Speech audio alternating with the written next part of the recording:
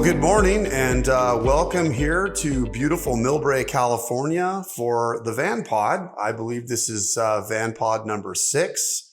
And we're introducing for the first time our faces on this broadcast. Here, the video for the Van podcast for the first time. So hopefully we're visually appealing. But as I start, I just want you to know that the VanPod can be found on most of your podcast formats, including Apple, Google, YouTube, or wherever you choose to find your Van podcast. So we'll welcome City Manager Tom Williams. Tom, gosh, I was thinking about this morning. You and I date back several years. And where did you think we first met? Well, first, Michael, thank you for letting me be here today. It's a pleasure to see you as always. And yeah, we do go back several years. Our first introduction was actually in the city of Milpitas, kind of a similar situation and plan here in the city of Millbrae, a new BART station, transfer and development. And I was introduced to you and your company as you were looking to do some development around the BART station in Milpitas. Indeed. And I do remember that time. And I remember at the time, we'll talk more about that, but I always remember meeting you and thinking like, gosh, Milpitas was really on the right track and that you were ahead of the game and you had specific plans. And we'll talk more about that. But, you know, for present day events, what's your impression so far of Station 16 apartments? And how are you feeling about how this project's coming along here, which you've played an extraordinary central role in? Yeah, well, again, congratulations to you and Republic Urban for just a terrific project. Now that it's up out of the ground and open and leasing, I've just received nothing but just, fantastic comments from the community, both in terms of just the design, the amenities, the land uses, obviously residential, the retail and the office. And so congratulations to you and your company for doing this. And this has turned out just fantastic. I mean, when people, the state legislature, planners talk about transit-oriented development, this is truly the first transit-oriented development mixed-use project at a large multimodal station here in the city of Millbrae. And so it's exciting. It's very exciting. It is. And, it was about a 13-year journey, a lot of which was spent working with BART and Millbrae. But it's great that we finally actually have something open, surviving COVID. Which again, you played a big part in that for our viewer audiences. When COVID hit and March, there was a lot of indecisions about whether or not we could actually continue construction. And, maybe to start off this a little bit, I mean, you played a big role in that. Maybe take me back to March of 2019 and tell me what your thoughts were about whether or not, how we kept this going and kept it on schedule. Yeah, I mean, and that's a great question because nobody really knew what the future held, right? We didn't know, with all of the safety precautions, the virus. It was a big question mark. But I think working together, both the city, yourself, Republic Urban, Block Construction played a big role in the way we rolled things out. But it was a challenge to first and foremost try to figure out to stay at your pace, during COVID and get the right building inspectors with the right talent in, and the back and forth between plan checks and building inspections. But we were able to do it. We were able to bring in some outside building inspectors that had the skill set to keep moving, because obviously with the new method of construction in your building, that was a challenge in and of itself without COVID. But at the end of the day, the nice thing when I look back, everybody really respected the rules and the protocols. Remember social distancing and having to, clear people to come in to do inspections. And so I think as we just kind of inched our way forward, everything worked out. But that was that great partnership, I think, that all projects of this nature and this complexity, have to contend with. I agree. And we do appreciate all the, hardworking men and women on both sides of the government. And, whether it's your inspectors, your staff, your planning staff, everybody really pulled together. And it seems like a blur actually, and a little bit of PTSD about like, how did we get here? And you mentioned social distancing and things like that and all the uncertainty, but we did have certainty here. We kept people employed. I happen to know that at that time, Block and Cahill, our partnership, our contractors on the Gateway at Millbrae Station. There were a lot of other jobs that stopped. And, I think you were one of the first phone calls that said, Michael, look, rest easy and get ready to keep spending that money from your loan because you're going to have people working. So that's one of the reasons why I wanted to talk with you, because you've been a kind of a mainstay, in a kind of a underrepresented way, in the sense that you've accomplished a lot in your career, as a city manager, as a planning director, I've learned. And I kind of wanted to maybe tiptoe back into your past to get a little bit of an idea to our loyal viewers of how you ended up here and kind of what your future holds here in Millbrae. So maybe, Tom, take me a little bit back, where you're from originally, and, how you made your way into the public sector, maybe a little bit of a snippet of, where you went to college, kind of a little bit about who is Tom Williams, before he was a city official. Yeah. And thank you for that question, because it is kind of a unique journey that I had. And I guess at 58, almost 59, everybody can say they have a unique journey, but I was born and raised in Southern California, born in Encino. My dad was in the aerospace business at that time, kind of the heyday in the Los Angeles, Southern California, San Diego area. But when I graduated from high school, I went to a college at San Diego State, actually on a ROTC scholarship with the Marine Corps. I entered college directly in the Marine Corps under an ROTC program that's called the Platoon Leaders Course, which, instead of determining whether you want to go Navy or Marine Corps your junior year of college, you commit to the Marine Corps the day you enter college. And so I had my pilot's license and was guaranteed pilot training with the Marine Corps. And I started out as an aerospace engineer in college, but between my sophomore and junior year, I had an injury. And as a result of that injury, I could no longer fly. And you could imagine, you've got your eyes set on a career. You've worked hard at it, and your education and knowledge of doing that, and everything just totally changes. Yeah. And the great thing is, at that time, and still today, under an ROTC program, you have I'll call him a mentor, an advisor that that you're assigned to. And the advisor was a retired colonel, and he was a helicopter pilot, but he stayed in the reserves. And when he retired from the Marine Corps, he worked for the city of San Diego, and he worked in their planning department. And so, talking with him, and again, saying, hey, I'm looking at a career change, I started talking to him about land development, and I was interested in economics, and city planning was introduced to me through Larry. And what year was this? This was in 1984. Okay. And didn't the San Diego Padres go to the World Series that year? They did. Indeed. Thank you very much, Steve Garvey. Yes. I could probably name that whole team. Tom is Alan a very Wiggins, big sports second baseman. Yes. So, Bruce Bochy. Bruce Bochy was the manager. That's right. So you had it rolling back then. Yeah, a huge Padre fan, but when I came up here and Bruce Bochy became the manager of the Giants, my loyalty shifted. Of course. Plus a few World Series help with your that loyalty. That helps. Yeah. So you're 1984. You're feeling good about going into city government now because you've got a mentor. Yes. Yeah, and introduced me to the world of urban planning. And as I talked to some professors and got more educated on exactly what it was, because honestly at the time I'm like, city planning, urban planning, what is that? Sounds interesting. So I got very interested and changed my major and then majored in urban planning at San Diego State. And then some would call that God school, Tom. Some would call that God school, urban planning. Those in the facetious nature, of course. Well, I mean, also the way things have changed over time, right? And I believe, you come to current day, not to get off track here. No, you're doing good. You talk about policies of today. And, urban planning, good urban planning is a true partnership between, policy and reality.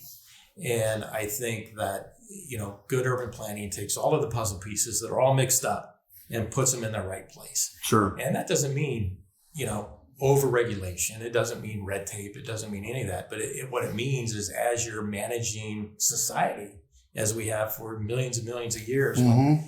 City planning started in the Mesopotamia river valleys and things like that, organized land use. It still works today. It does. And I think that, it's very fun, sitting here in a new building that you built, that, the city has a role in it. Obviously not to the level the developer does and everybody behind the scenes, but having that little piece of helping guide, right, through good land use policy and good decision making to allow the opportunity for this type of development to occur is exciting. Sure. So you're in San Diego now, and you're feeling good about working, because San Diego is in the midst, I suppose, of a change, probably from military to kind of what it's turned into today, which you sound like you had a firsthand role in. Yeah. So Mayor Maureen O'Connor was the mayor in the early 80s and the mid 80s. And the city of San Diego's sister city was Berlin, Germany. Mm-hmm. And I think it was right around this time, 1984, 83, she had a trip with a delegation to Berlin, came back to the city of San Diego and said, we're the 6th largest city in the country and we have no downtown. And downtown San Diego, you may recall. I do. And it was warehouses, it was boarded up buildings, it was dive bars, it was Navy and Marine Corps, right? And so to make a long story short, she came back and said, we're the 6th largest city and we need to build a downtown. Mm-hmm. And so under her leadership, and I believe Maureen O'Connor was one of the best mayors in the history of California, for sure, huh? San Diego, California. I mean, at that time, she was the right person in the right place. Her leadership was just off the charts. And her vision was good. And she knew that to create a downtown at the level that she had envisioned, like some of the world's finest downtowns, she had to get the right people. And so she introduced to the city council, and they approved it, a 26-member Center City Planning Committee, CCPC. And the chair of that committee was Ernie Hahn. And Ernie Hahn was one of the most successful developers during that era and previous, from I think the 50s through the 80s and 90s with Hahn Development Company. Sure. And he wasn't a residential builder; he was a commercial builder. And the Hahn Company and Ernie Hahn, he was the father of shopping malls. You're right. And so every major shopping mall in the country, up here at Palo Alto Shopping Center, the shopping center in downtown San Francisco, that was all the Hahn Company. Yeah, there was a lot of being built back then. So his knowledge and his leadership, plus a gentleman by the name of Lou Wolfschreiber, was a prominent land use attorney, finance folks, bankers, architects. So 26-member planning committee, all from the private sector. Nobody. I like it already. was appointed. Then that committee then hired staff. Right. And so there was an interview process of city planning folks in the city of San Diego. I threw my hat in the ring and interviewed, and I was lucky enough to get selected. Wow. So I was able to join that Center City Planning Committee. And that's really where I could say I my knowledge from the textbook and education to real knowledge of being a young planner and sitting there and listening to the Ernie Hahns of the world, Lou Wolfschreibers of the world talk about urban planning. And these were developers and land use experts, but from their perspective, right? Not from the governmental kind of bureaucracy perspective. And it opened my eyes and I learned so much. Sure.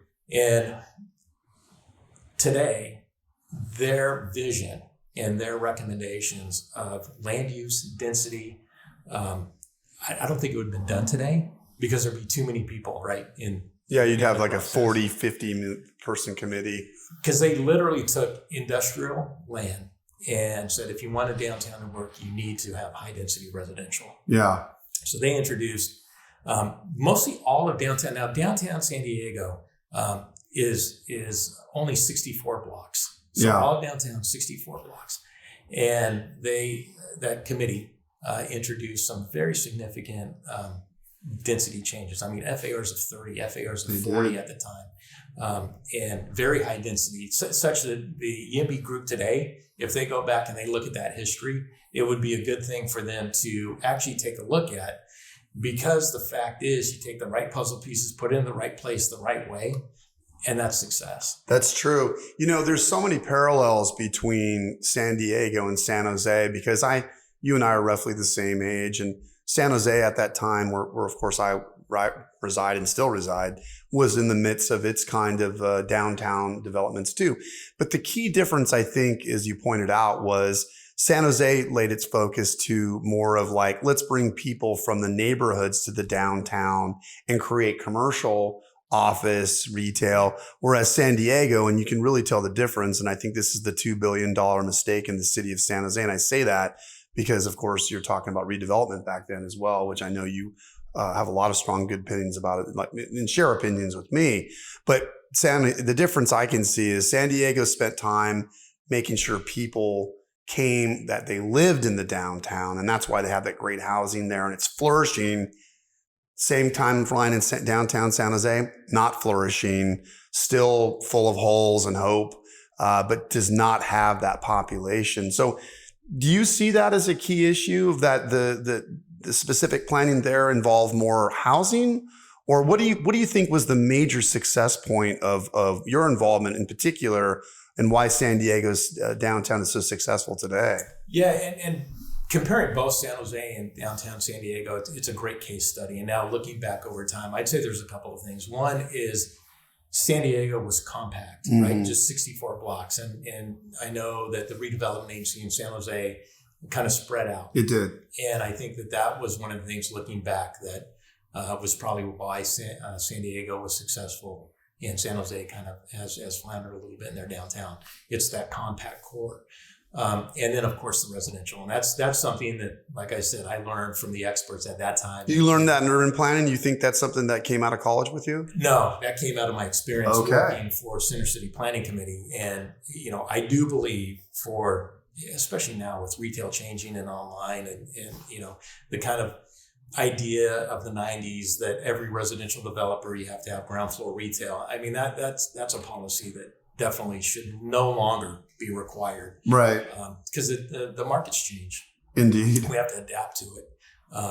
And so I think that the residential, right, that has buying power, right? So your neighborhood shopping centers and your services and things like that, to have a successful downtown, you absolutely need residential and higher density residential. Right. You've got that built-in buying power and they want to shop and eat and enjoy and have a nice quality of life. Yeah, I couldn't agree with you more. And some of the things I learned, early on was that, retail chases rooftops.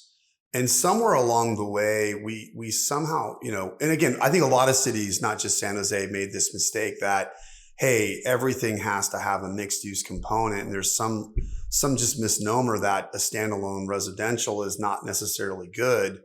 I think that, like you said, the narrative has changed, but clearly there's a lot of cities that have made that mistake, and sadly, the city of San Jose continues down that path. Now, this is not a San Jose bashing session, of course, but it is worth noting that I'm one of the largest developers in San Jose, and we have development held back because of those reasons. So, you're now a young man, you've got your feet underneath you, you're working in these downtown, plans. How long were you in San Diego for? So I started as an intern in 1985 through 86, was hired full-time in 1987 and stayed in the city of San Diego till late 1984. And then the Padres lost the World Series in 84 and you decided... 94. Oh, good. Okay. I was going back to 94. So okay. I think in 94 they weren't so good either, but you decided that so what lured you out of that? Because I always tell people if I were to leave San Jose, there's only one city I'd leave it for, San Diego. Yeah. So what enticed you out of that beautiful city? Well, so you know how much I love California. I do. I'm a California native and I love this. God bless you. And so during all this time, I met my wife. Okay. She's from good reason. She's from Gilroy. Okay. Better reason. A lot of family up here. All of my family is in Southern California. But we always said, hey, if we ever have the opportunity, it would be nice to move up to Northern California and be around her family. So the opportunity after the specific plan, the Center City specific plan was adopted and it was being implemented. And I'll go back to some of the, you mentioned San Jose, but San Diego didn't it didn't just shoot out, as a success story. It took a little bit of time, but there are reasons for that. But so anyway, a couple of consulting firms, in downtown, as you mentioned, a Navy town. So part of the planning process included the Navy, the federal government. Yep. And there was a firm, Williams Kubelbeck and Associates. They were a land use economics firm. And during this time, I was actually back in graduate school getting my degree in economics. So all this was happening. And so Larry Williams and Jim Kubelbeck, the principals of the firm, I got to know. And again, as projects were adopted and the plans were completed, they offered me a position in their firm up here in San Francisco. Very nice. And so, talked to my wife, of course, and she's in the publishing business, and she had an opportunity to come up to a publishing company here. So it was the right time to make the move up to Northern California. Right. And so you entered the private sector now. Yeah, correct. How different was that for you in the beginning? So, and that's another great question. It is. I mean, the urban planning field, economics, it definitely crosses over. Sure.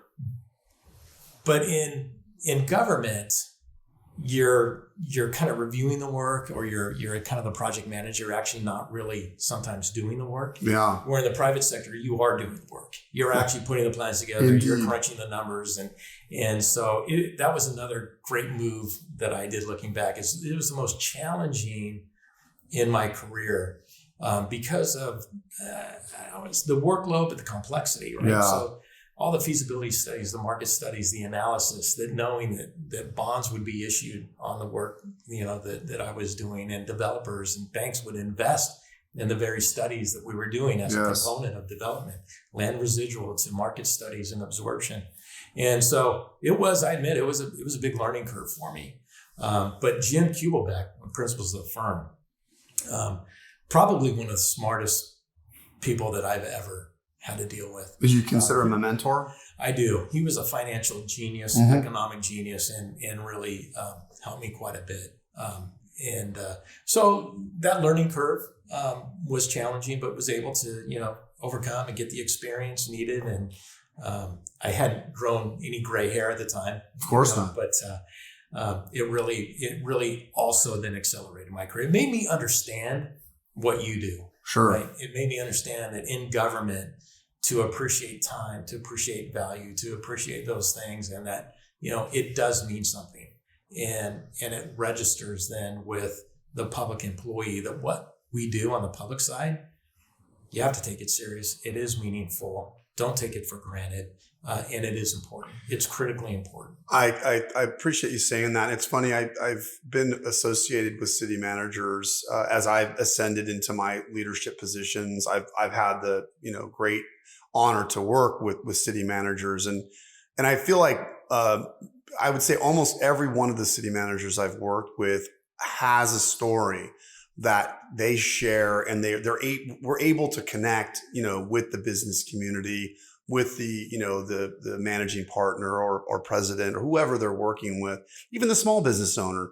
And I feel like that is an undeniable quality that you have to have as a city manager, is that at least understanding of economics and private industry. And it sounds like Mr. Kubelbeck and that experience that you had was the basis of that understanding. Yeah, I think that's right. Coupled with the mentorship that Ernie Hahn provided. The old developer, of here's course. This guy that's worth billions of dollars, making $22,000 a year or something as a city planner at the time, whatever it was, and just one of the greatest individuals. And at the age that he was, and being able to, I remember having lunches with him or dinners with him or just a cup of coffee. Maybe a drink. At that time, yeah, probably a drink. Maybe a cigarette. The thing is, it was like a relationship, right? And it was fantastic. That's how you do it. He was willing. He was willing to take myself and another young planner that was part of the team on the city side and provide that knowledge. And I learned more from him. I can honestly say I love San Diego State. I love the alumni. I learned more from Ernie Hahn than I did in 4 years. of college. I would probably say most people would have that experience, in some way, shape, or form. You break away from the academic and you end up in the practical and the reality, right? Yeah. And I think that's right. And again, city zoning codes, right? Yeah, we have to have rules and regulations. Of course. But it's that red tape, and it's not the one size fits all. And so you use that phrase a lot. Yeah, because I think it's true. Whether it's building codes, whether it's policy, I think the professionals have to make that adapt. They have to know what the goal is, what we're trying to achieve, and then use their education, use their knowledge and experience to make it work. And their personality. I would say that the ability for someone to connect will, supersede any type of, knowledge or practice of some building code. I think it's that ability to connect. And it's nice that you had that mentor. You had two mentors that allowed you to do that. So I deeply appreciate that. And I think you practiced that today. So we thank you for that. By the way, I pay a lot of compliments on this program. Some people, my last guest didn't like that. She was a supervisor. I love her, but I'm going to keep complimenting. Is that okay? Fantastic. Keep it coming. Keep it coming. I have to have some levity here.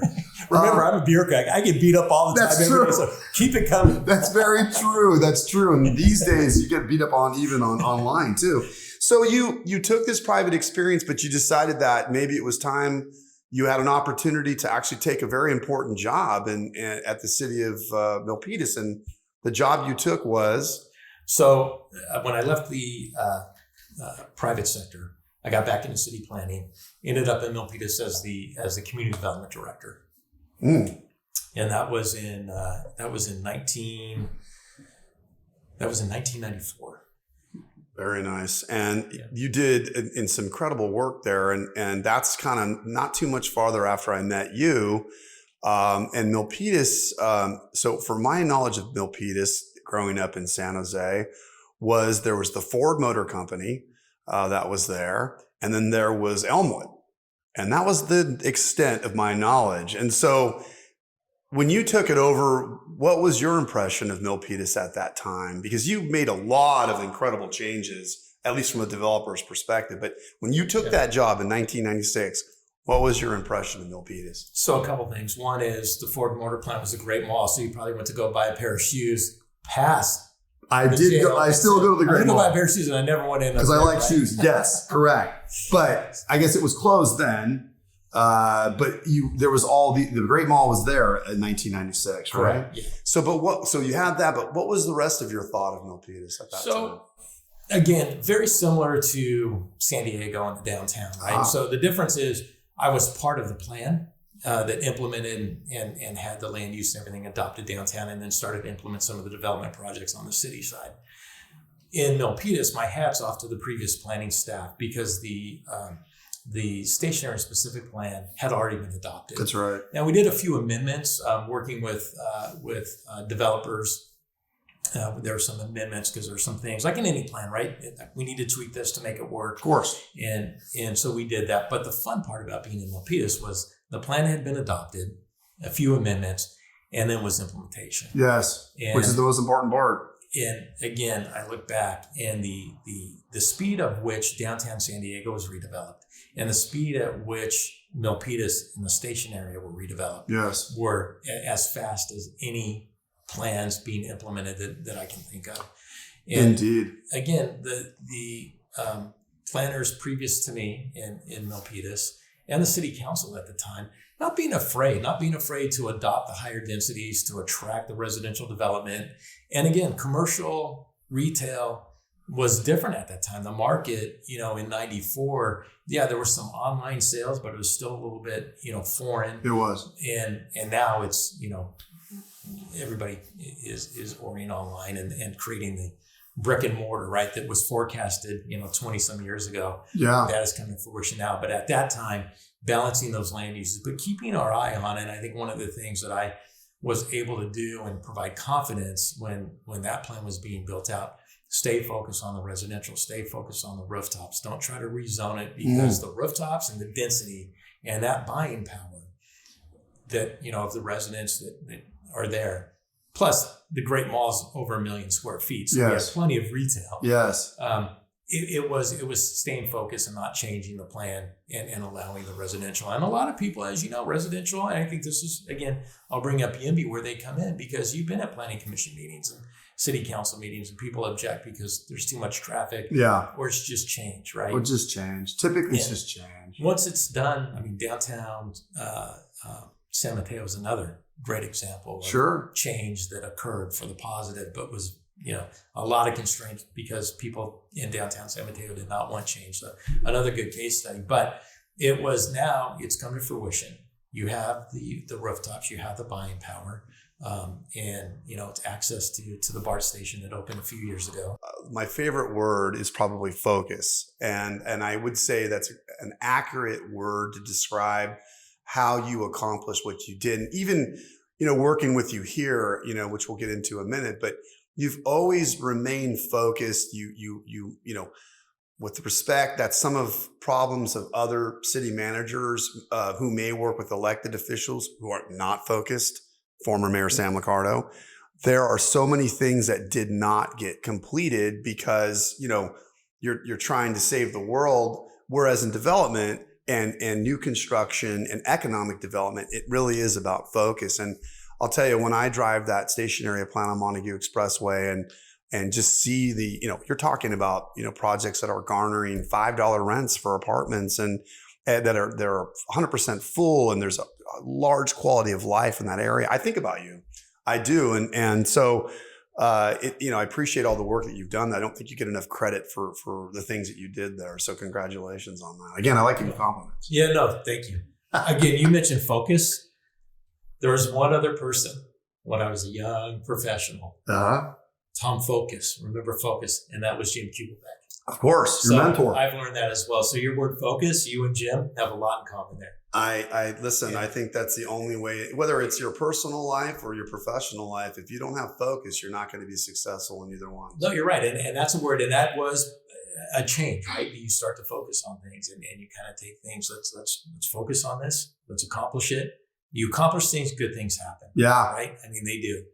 And being decisive, making those decisions. And as a city manager, I don't make decisions because I think this is the way to do it. Tom Williams thinks they're informed decisions. They're informed decisions. Yeah. Working with you, stakeholders are a part of that too. Working, of course, with policymakers, the council. What are they trying to achieve? What is the community? What is the neighborhood 100%. trying to achieve? How are we going to make all of this work? Yeah. Right? Well, that's the simpatico relationship of the developer and the city, because your stakeholders are our stakeholders, right? And they're our end users. So if we're not on the same page, listening, having focus to what the stakeholder wants, then nothing's going to work, right? Yeah. And an example is this project. Yeah. I mean, your project is filled with just fantastic amenities. I mean, top notch. When people see this, it is a fantastic project with a lot of amenities. But one of those, when I came on board, was the art walk.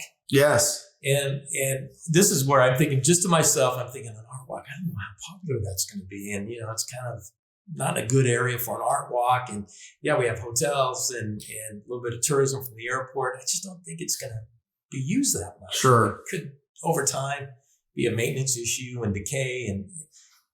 But if you recall, one of our council members came up with the idea of, well, why don't we make it a dog park? Amen. And that's the best amendment you could have. One of the best ideas. And you jumped on it. You said, without hesitation, no problem. Well, that council member who will remain nameless was quite adamant on the project in general. So yes, I always, no matter the tenor of the discussion, you never dismiss a good idea, regardless of who's telling you.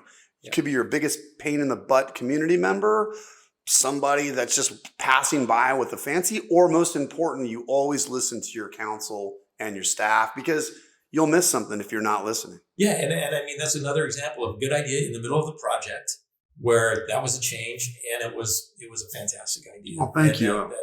It's a reverse compliment. That's good. I appreciate that. I'm gonna acknowledge that. Thank you, Tom. You're gonna love it. I hope so. We're just beginning. We're just opening. I'm gonna love it too, because now they have a place to go, and they're gonna spend money here. Let's hope they do that too. So let's talk about Millbrae, because it's 29,000, I think, population thereabouts. Probably a little bit more. 23, but pretty soon. Okay, it's 23,000. So there you go. 23,000. You're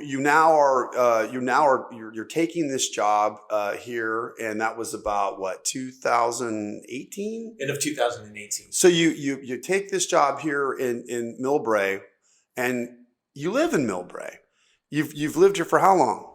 So I have lived here since 1996. So now you really are all in because you're living here, you're taking this job, and why did you want to take a job in Millbrae? What was the driving factor? Because you've been quite successful. You decided that Millbrae had what for you to bring your experience in? Yeah, I mean, Millbrae is a wonderful city. Mm-hmm. It's a veteran community, great schools, great amenities, beautiful architecture when you get into the neighborhoods. And it is. I think it's one of the communities that sometimes aren't on anybody's map, but it's a terrific community with some of the best independent restaurants that you'll find anywhere in the Bay Area. Cute little downtown. Anywhere in the country. Yeah. Great downtown. Good bones, as they say. Good access to freeways, 2 freeways. Yeah. And so good transit. Transit, of course. And, I didn't follow a lot what was happening because I was busy outside the city, right? As a city manager, it is not an 8-hour day job, and it, pretty much 24/7. And so, I wasn't involved. Actually, I didn't even know any of the council members, honestly, when I took the job. But I kind of kept my, eye on what was happening, mostly around land use and development. I knew that there was a specific plan that was adopted back in 1998 around the transit station. Yes, it was. Yeah, when Bart, came to Millbrae, came to San Diego County here, and so I thought it was a good plan. But as you know, when you invested here, there needed to be some tweaks, right? Yeah. So I think it was 2016 yes. or so. Yeah. You and another prominent landowner. Yes, the great Vince Musey. Yeah. To the specific plan. Who, by the way, was a great partner in that process and paid all of his bills and did a great job. And I haven't seen him in a long time. So Vince, if you're listening, thank you for all your hard work. So you on the development side identified, hey, there's some changes that we need to do, right? Council went through the process, council approved it. Now, obviously this is the product of that. But that excites me, and kind of the trend in my career, as you can see, is as a planner, yes, policy is important. Good plans are important, and I love that aspect, but I also just thrive on the implementation. Focus. Downtown San Diego, Milpitas, Millbrae, seeing things come out of the ground, seeing the change occur is one of the most exciting things in the world. And as a developer, I think that probably motivates you to some extent. Listening to you. I'm excited too. Yeah, I'm excited too. And so, that implementation, and it isn't easy. I mean, it's easy for me to sit here and say, oh yeah, it's implementation, but you have infrastructure, you've got, levels of service as your population grows. Obviously access issues, all sorts of things that go into it, economics on the city side, on the developer side, private sector side. How do we serve that community now that is going to be new residents that are living here, right? So your project here is going to generate about 1,000 new residents for the city. Well, it is. And then that's just living here. The hotel, office, daytime is probably going to be 3, maybe 4 times that. Well, and then you double down though. You talk about a nice tweak. So for our viewers, if you have a chance to come down Millbrae Avenue at Rollins, where we're at Station 16, where we're at today, where the Gateway Millbrae Station is, but across the street, you doubled down and you made an incredible plan across the street from us, and it's currently under construction. You kind of defied the land use committee of the San Francisco airport. Thank goodness you did, because if you had allowed the airport to, put things in play, we'd probably still have this as a vacant parking lot. But tell the audience what's going on across the street with life science in Millbrae, because I think that's an extraordinary compliment as well. And it's going to be a big compliment to the Gateway at Millbrae Station. Yeah. So, as we talk, focus, get something done, and good things will happen. So with your project here, obviously the catalyst for, development around the stationary and implementation of the adopted stationary specific plan, across the street from your project on the south side of Millbrae Avenue, the city rezoned that property to allow for bioscience. Yes. Bioservice level 2. And bioservice level 2 for people maybe listening, it go up to 4 or 5, I believe. And so that has to do with the type of research that's done in the facility. So we limit it to bioservice level 2. we were working with another development company actually that approached us. So it wasn't my genius to say, let's do this, but listening, you implemented it. listening to the neighborhoods, listening to landowners, listening to investors and developers. So make a long story short, it was identified that this could be a good place for a rezone for biotech. And that was an amendment to the station area specific. It was. The zoning was TOD, transit-oriented development. So we didn't amend out the TOD, but we just amended that zoning definition to allow bioservice level 2. Well, and thank you for doing that. You also, there's going to be, I believe, up to 2,000 jobs that will eventually be in its build out. You did not approve a lot of mixed use, which helps the Gateway Station and its 44,000 square feet of retail. I just can't tell you how critical that's been, post-COVID. Everyone in the audience is stating the obvious here, but post-COVID, it's been difficult to attract, tenants for office. It's been difficult to attract tenants for retail leasing, although we are starting to see great traction on the retail leasing. But I think that's been just from an economic development perspective, that is just found money from a developer's owner's perspective of the Gateway Station. So thank you, because it really completes the story of the station area plan. And I think it adds a catalyst for even more economic development in Millbrae, I suspect. And there's a little bit more left in the station area plan, right? Yeah, there is. And that project is 850,000 square feet. God bless. Class A office. And again, one of the catalysts of this project, but also proximity to transit.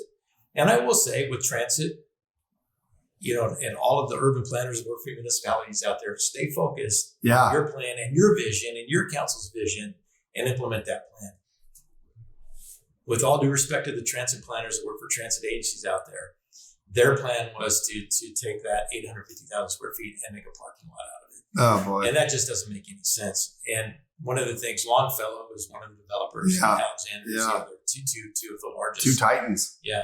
And one of the things about this site also, one of the variables was the access to transit. And because they are predicting that, more than half of their employees will be taking BART and Caltrain to the office. And that's music to my ears, because they'll come right through this station. They'll recreate, they'll stay in the hotel, and they'll have a good time. Good place to eat lunch, good place to have dinner. Amen. And good place to live. Yeah, and I'm going to be excited to start reviewing. The transit agencies might not like it because you're providing housing for the employees across the street, so maybe transit ridership. Well, the transit planners have a different kind of, they've had to morph with the times, and these super agencies are we could spend another 40 minutes talking about that. That's another podcast, right? Because that relationship, and that's something in California. Yeah. I think everybody has a vision. It's how you implement it, right? And this is, I think, again, this is a success story. And Milpitas is how transit agencies, cities, the private sector can actually work on something to build it out as envisioned. Yeah. Well, I always look at the clock and I realize how fast these go. You've been a stellar guest, as I expected, but I've got some fun questions here towards the end. I've consulted some of your friends, family, constituents, you name, and I've got a few little. So this is kind of a rapid fire. So I'll give you the kind of either the either or a little expression here, and then you can just give me your brief reaction. So the first one is kind of fun. 3 resignation letters on the printer.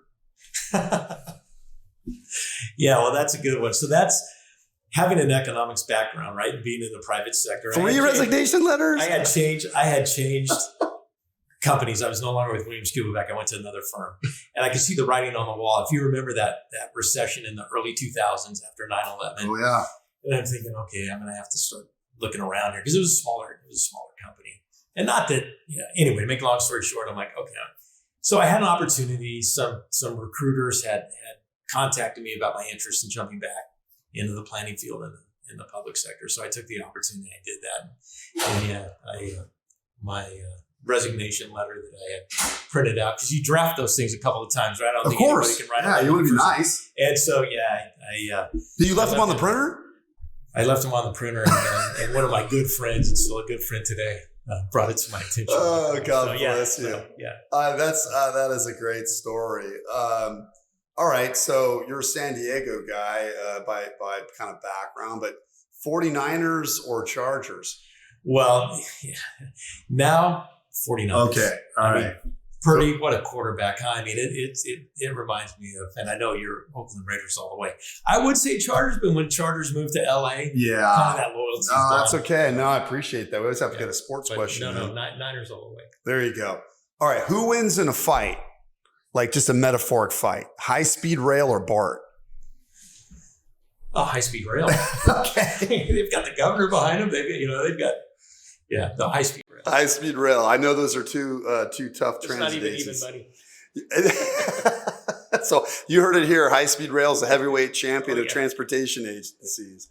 Well, Tom, listen, this has been a lot of fun. I can't tell you how much it's been fun for me working with you. You know, I think sometimes your relationships post project are always the strongest, right? Because you look back of the journey and you say, gosh, I appreciate these people that I got to work with. And that's how I feel about you. So thank you for everything you've done. First of all, for the city of San Diego, for, Milpitas, for your private sector, and most importantly, what you're doing here in Millbrae. So thank you for being a guest on the VanPod. Right. My pleasure, Michael Van Avery. And thank you for taking the risk and investing and doing what you do to make California communities great. Great. So it was a pleasure. Thank you very much. So that's our VanPod with Millbrae City Manager, Tom Williams. And like I said, it's our first video. You can find this on Google and VanPod. But if you're watching this, you know that. So with that, we'll see you soon. Sir. Well done.